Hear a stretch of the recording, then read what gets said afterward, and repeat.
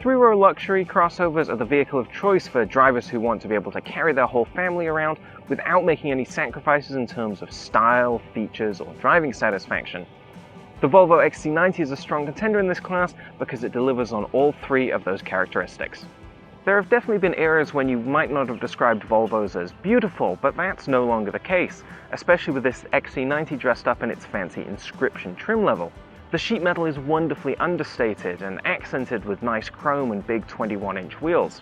This is a big SUV with a lot of road presence, and yet it's not too in-your-face or flashy.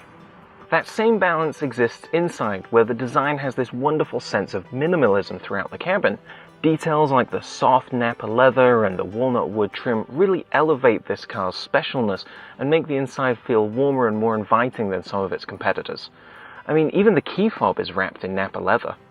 As you can see, this 9-inch touchscreen handles all the infotainment duties, and it helps tidy up the dash design because it includes many secondary controls too. Now, we've got an entire separate deep dive video on all the tech in this car, but suffice it to say that the touchscreen system works pretty well. The second row of seats is really spacious, with plenty of space for adults to get comfortable and stay comfortable all day long, and it slides forward easily so you can access the third row of seats. But here's the thing, like many of its rivals, the XC90 isn't necessarily made for people who need to carry 7 passengers every single day. For that, you might be better off with a minivan or a larger SUV like a Navigator. The third row does have a lot of headroom and some handy cup holders, but knee and legroom are really tight, meaning that it's probably best only for kids or for very short journeys. Again, that's sort of the case in most of this car's competitors too.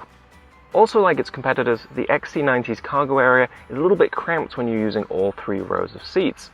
Now, fold down the third row and the second row and you get a nice flat storage area with 86 cubic feet of room. In fact, it's roomy enough with all the seats folded down that you can even fit a bicycle back there without taking off the front wheel. But as much as I like looking at the XC90 and sitting inside it, I like driving it even more.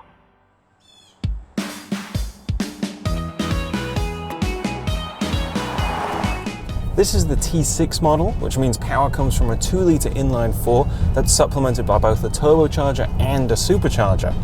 That means you get 316 horsepower, 295 pound-feet of torque, a 6.1 second sprint to 60, and standard all-wheel drive. With the turbo and supercharger working together, there's always tons of boost and torque. Now, this isn't maybe the best sounding engine in the world, but with peak torque arriving at just 2200 RPM, it's really punchy out in the real world. Couple that with the quick shifting 8-speed automatic transmission, and you never want for power.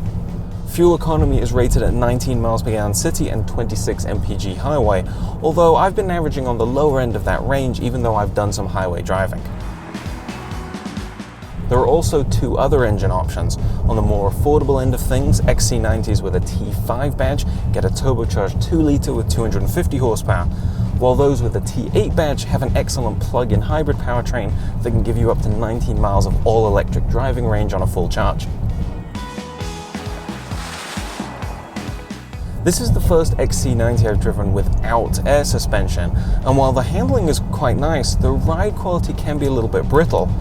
Notice I didn't say uncomfortable, the suspension is still very compliant, but over rough, crumbling road surfaces, it's just not quite as plush as some of its best German competitors.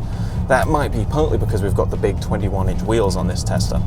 Still though, the XC90 steers faithfully, has great control feel, and makes driving very satisfying and trouble-free. All of the onboard technology helps make the driving experience easy, of course. The 12.3-inch color instrument cluster in front of me lets me easily glance down at the map and other information while I'm driving. There's a whole load of active safety technology to help me stay safe. There's even a mode for the adaptive cruise control called Pilot Assist that will steer the car a little bit on the highway in some situations.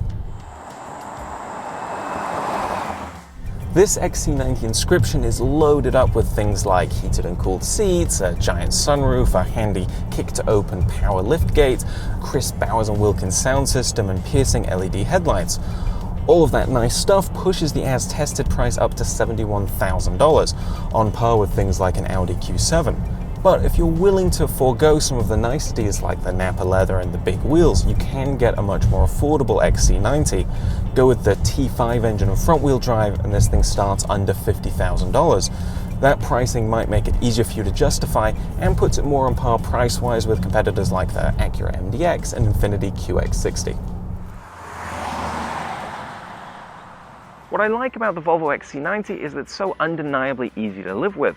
Not only does it have a great design inside and out, but the driving experience is also extremely satisfying, and all the technology makes life simpler, not harder. If you're shopping for a 3-row luxury machine, the XC90 should absolutely be on your shortlist. If you enjoyed this video, be sure to like, share it, and subscribe to the Roadshow channel for even more of our great content.